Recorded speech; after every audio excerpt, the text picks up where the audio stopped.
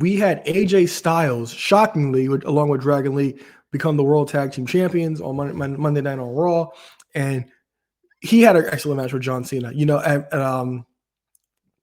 At the last pay per view, and I was Crown Jewel, and I was a big fan of that match. I did not watch it live, so I was aware of what happened in the match. So rewatching the match, I had a lot of fun. Now, when they started pulling out their friends and their rivalries finishers, it started off flat because, like, for example, like the Coquina Clutch, the Scorpion Death Drop, they're not the most impactful moves. So, like, they'll go over your head of what they're doing unless you're watching on commentary. But I did think that it was a wonderful match. I had so much fun watching that.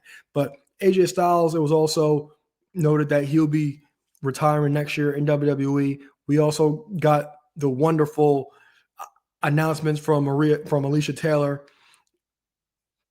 for John Cena and AJ Styles. So I thought that was really fun. John Cena calling AJ Styles the face that run the place, the face of TNA. I thought that was great. And AJ Styles, he's one of those guys, man. Like, AJ Styles, he's world renowned, but I think we have to kind of ask ourselves the question: Is AJ Styles underrated? I really think AJ Styles has become underrated because his WWE run alone. I'll put his first 2 years from 2016 to 18 against anybody. Now, after 2018, it's a bit of a dip after he drops the title to Bryan. But those 2 years were phenomenal, no pun intended. You know, the debut at the Royal Rumble hyped this show up.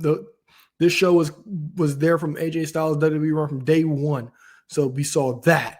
And then we saw his rise throughout that year into winning the world title in 9 months. We saw that. He had excellent matches, excellent moments. The John Cena stuff was probably the highlight of his WWE run, even getting those victories over him. I was there for SummerSlam when he beat John Cena. It was great. And I will put that run against those 2 years against anybody's best 2 years in WWE history.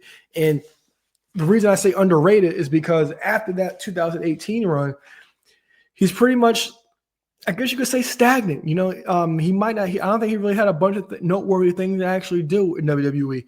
You know, he was pretty much lost in the mid card.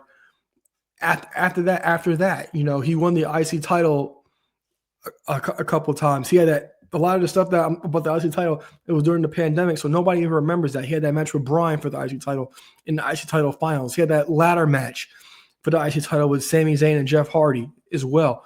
AJ Styles has done a lot of good things, and I think a lot of things have fallen under the radar because after those 2 years, his star kind of fell. His star kind of fell down. But AJ Styles was definitely a mainstay in WWE, and believe it or not, he's been there for almost 10 years, which is crazy to believe.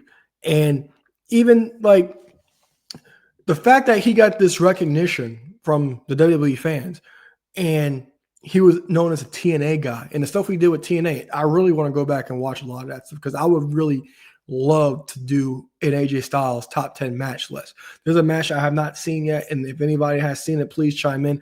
But there is a triple threat match I believe is from Unbreakable, which is a match that's high regard in AJ Styles' catalog.